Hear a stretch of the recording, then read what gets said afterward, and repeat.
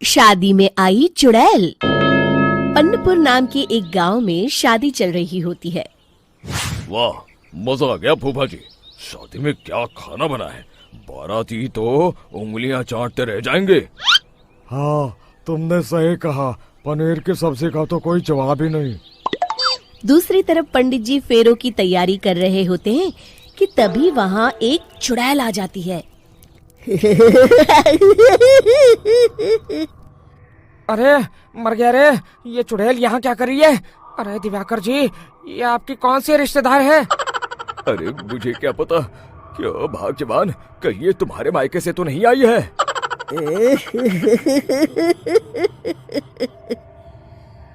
तुम लोगों की इस गांव में बारात लाने की हिम्मत कैसे हुई? मेरे रहते इस गांव में किसी की शादी नहीं हो सकती। अब तुम लोग देखो मैं क्या करती हूँ। अरे मर गया रे, मैंने सुना है ये जबान की पक्की है। भागो रे भागो, वरना ये चुड़ैल किसी को नहीं छोड़ेगी।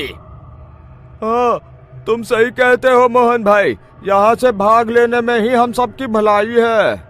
देखते ही देखते शादी के मंडप में भगदड़ मच जाती है और चुड़ैल सब कुछ उजाड़ कर रख देती है। फिर एक दिन मोहन की शादी तय हो जाती है। अरे भाई, अगले हफ्ते मेरी शादी तय हो गई है, लेकिन इस चुड़ैल की दहशत के मारे तो मेरे हाथ पैर कांप रहे हैं। अरे मोहन, तुम्हारा दिमाग तो खराब नहीं हो गया? तुम अपने साथ साथ हम सब गांव वालों को भी बलि का बकरा बनाना चाहते हो? उस चुड़ैल के रहते तुमने अपनी शादी के बारे में सोच भी कैसे लिया? देखो गोपाल, डर तो मुझे भी लग रहा है, लेकिन उस चुड़ैल के डर से मैं जिंदगी भर कुंवारा तो नहीं रह सकता।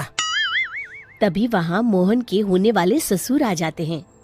अरे ससुर जी आप? देखो, अब तक मैं तुम्हारा ससुर बना नहीं हूँ और शायद बनूंगा भी नहीं। ये आप क्या कह रहे हैं? मैंने तो शादी का कोड भी सिलवा लिया है। मैं अपनी बेटी की शादी किसी अच्छे गांव में कराना चाहता हूँ। तुम्हारा गांव तो भूतिया गांव है। मैं तो क्या, अब तो कोई भी अपनी लड़की इस गांव वालों को नहीं देगा। इस तरह चुड़ैल के डर से उस गांव में किसी की भी शादी नहीं हो पाती। फिर एक दिन गांव के जमींदार अपनी बेटी की शादी करने का विचार करते हैं, लेकिन चुड़ैल के डर से उनकी भी हिम्मत जवाब दे देती है। अगर मेरी बेटी की शादी तय समय से नहीं हुई तो मेरी नाक कट जाएगी। मुझे कुछ करना ही होगा। एक सलाहकार के कहने पर जमींदार काशी से एक बहुत ही नामी तांत्रिक को अपने घर बुलवाते हैं, जो भूत चुड़ैल को पकड़ने में माहिर माना जाता था। जमींदार साहब, आप चिंता मत करिए। इस गांव की सीमा में प्रवेश करते ही मुझे उस चुड़ैल के बारे में सब पता चल गया था। आप उसे जल्दी से जल्दी कैद कर लीजिए ताकि मैं अपनी बेटी की शादी कर सकूं। जब वो चुड़ैल एक इंसान थी, तब ठीक उसकी शादी करने वाले दिन ही उसकी और उसके होने वाले पति की एक दुर्घटना में मौत हो गई थी। उसका होने वाला पति आज भी भूत बनकर जंगल में भटकता है। इसलिए जब तक चुड़ैल की शादी नहीं हो जाएगी, वो किसी और की भी शादी नहीं होने देगी। ये आप क्या कह रहे हैं? अगर वो भूत भी हमारे गांव में आ गया, तब हमारा क्या होगा? ये आदमी बीच में बहुत बोलता है, इसे बाहर निकालो। उसके बाद तांत्रिक बताते हैं कि अगर उस भूत के साथ चुड़ैल की शादी करा दी जाए तो वो चुड़ैल हमेशा हमेशा के लिए उस गांव को छोड़कर चली जाएगी। जमींदार साहब, आप अपनी बेटी की शादी की तैयारी शुरू कर दीजिए। मैं कुछ गांव वालों को अपने साथ लेकर उस भूत को ढूंढने जंगल की ओर जाता हूँ। इस तरह जमींदार निश्चित होकर अपनी बेटी की शादी करवाने लगते हैं, लेकिन तभी वहाँ चुड़ैल आ जाती है। मैंने तुम गांव वालों को समझाया था ना कि इस गांव में कभी कोई शादी नहीं करेगा। लगता है तुम लोग मुझे हल्के में ले रहे हो।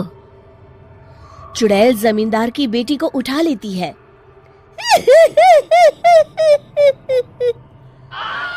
अब देखती हूँ बिना दुल्हन के तुम लोग शादी कैसे करोगे।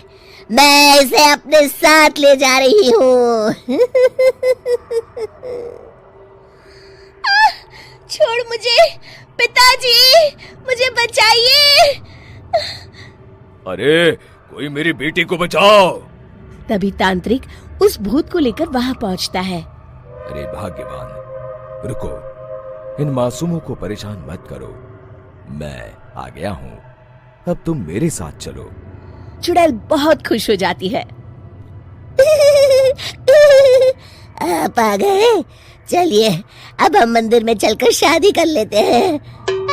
अरे अरे अरे अरे, ये क्या कह रही हो? मंदिर में जाके दोबारा मरना है क्या? चलो, आज से हम जंगल में रहेंगे। चुड़ैल चली गई, अब मेरी शादी हो जाएगी। इस तरह सभी गांव वाले खुशी से झूमने लगते हैं।